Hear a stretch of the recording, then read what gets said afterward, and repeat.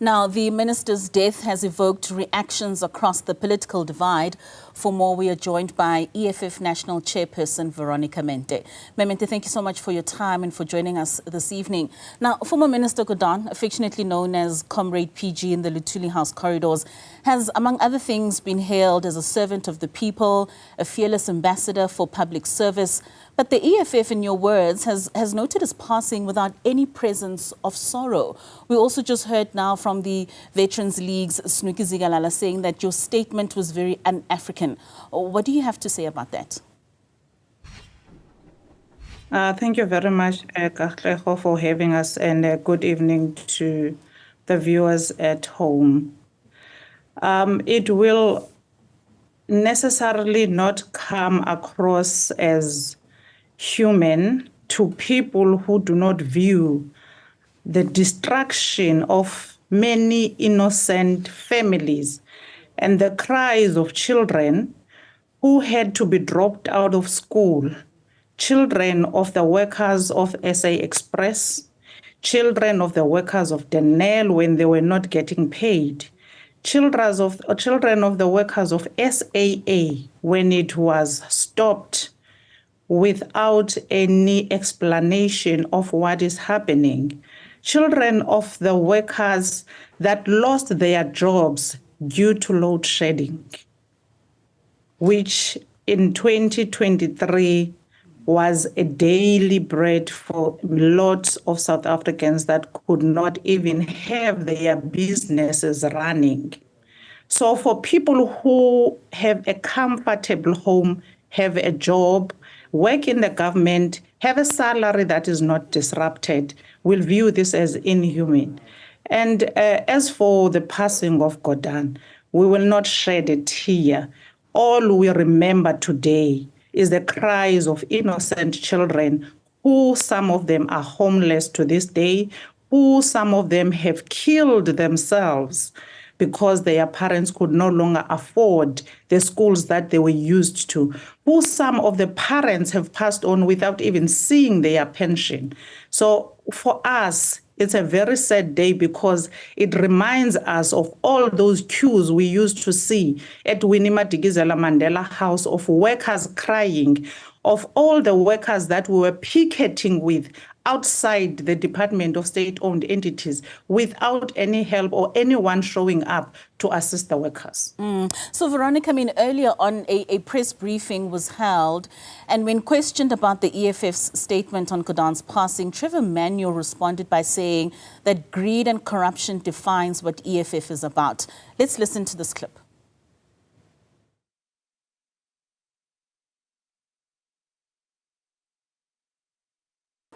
That statement from the EFF, was it just a statement of irony? Because greed and corruption defines what the EFF leadership is about. The problem that they've had with Pravin Gordhan and everybody at SARS is that SARS has to go after tobacco smugglers. Now, don't ask me why EFF is so attached to tobacco smugglers and whether some of the leaders live in the yards of tobacco smugglers. Don't ask me any of that. But there's a fundamental problem with a party that will not disclose who funds it and to what extent, in spite of legislative requirements, of a party that wants to participate in taking decisions that impact on the lives of all people. So, Veronica, what do you make then of the statement in relation to Pravin's role at SARS and who seemed to be in the firing line in terms of investigations, because he goes on to say that the EFF is attached to tobacco smugglers? This has been a daily statement and a belief which has been perpetuated by a lot, in particular those that always receive the crumbs out of the establishment table. Those that are always saying the EFF thrives on corruption. If the EFF thrives on corruption, why are we not in jail? I'm one of the leaders of the EFF. Why are we not in jail if ever we thrive on corruption? What is this particular corruption that they know about the EFF and they have never reported it to the police? The people must not be accomplices to crime. They must go and report any type of crime to the police. But also, We have laws in this country, laws that are demanding of any political party to disclose funders, and the EFF has done that. But fortunately, because we had a caucus in Parliament, we are a party that is represented in Parliament, and Parliament continues to pay all the money that is supposed to be given to all the multi-party democratic parties that are within the parliament, and that's how the EFF survive. But fortunately, also because the EFF has got a very thinking top-level leaders that are able to manage their financial affairs. They are now shocked as to how do we manage to have everything we have? How do we manage to own a building? They can go and check with Standard Bank. We own a building, we bonded it, we paid for it, and we have membership that pays, we have party levies.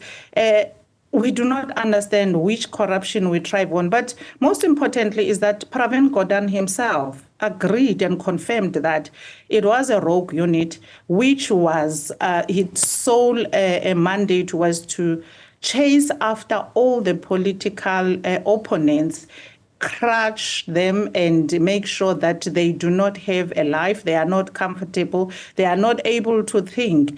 But with all those tries and tribulations that they have put our leader through, here we are, we're standing, Julius Malema is standing, no one even with that rogue unit could put him down. So in mentioning that rogue unit, you don't believe that in the 10 years that he spent as the SARS commissioner, that he did not shape that entity in a positive way in what it has become today? You know, when you shake something, a legacy speaks for itself. Today, we have a SARS that can collect tax. We have a country that is running through budget cuts. Whose fault is that? Are the policies of Pravin Gordhan.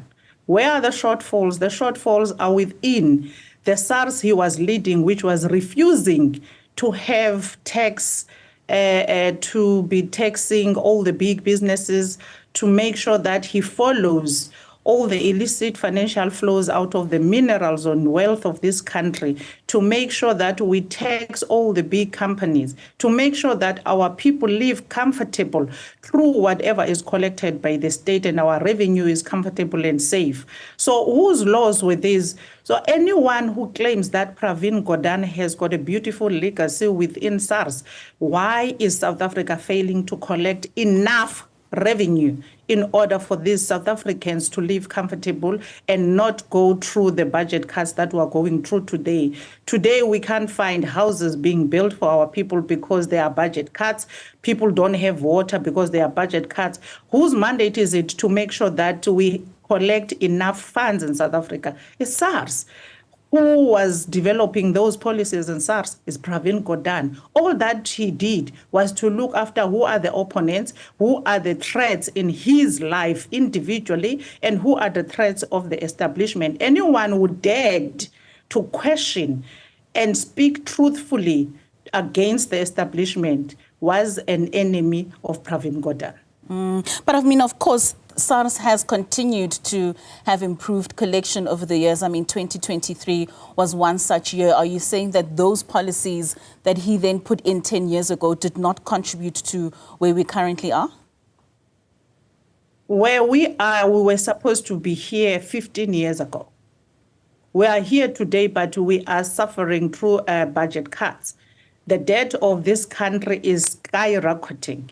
It should have been cut long time ago. So where we are today is through the people that are trying to work on top of what he has damaged and try to undo the damage that he did at that institution of the South African Revenue Service. So a state funeral will take place for the former cabinet minister next Thursday in Durban. Will the EFF be there in the presence of others that will be paying their last respects? We have already spoken our mind as the EFF through the statement that we have released, and all of us have the same view as far as Gordhan is concerned. Gordhan has sold our country. Remember how he tried to sell SAA for 51 rand and actually sealed that information, which perpetuated and emboldened corruption in this country. Because today we see other ministers like Blades Nzimande trying to seal and very important information on National Skills Fund, learning from what Gordhan did, refusing blatantly to account in Parliament. Why should we want to be part and parcel of such a person who didn't want to account on how the public purse has been spent, who was a distraction to the infrastructure of this country and its assets?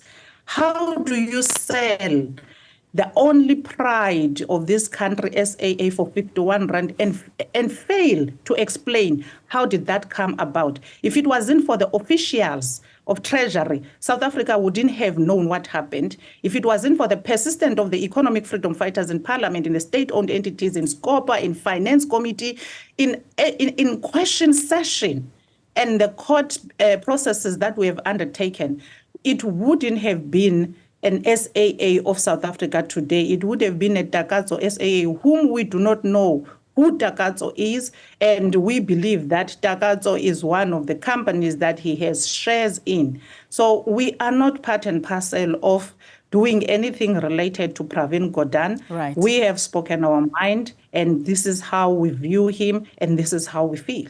All right, Veronica Mente, thank you so much for your time and for joining us and giving us those views that this evening. That was EFF's National Chairperson, Veronica Mente, on the statement that the EFF released on the passing of Pravin Gordhan.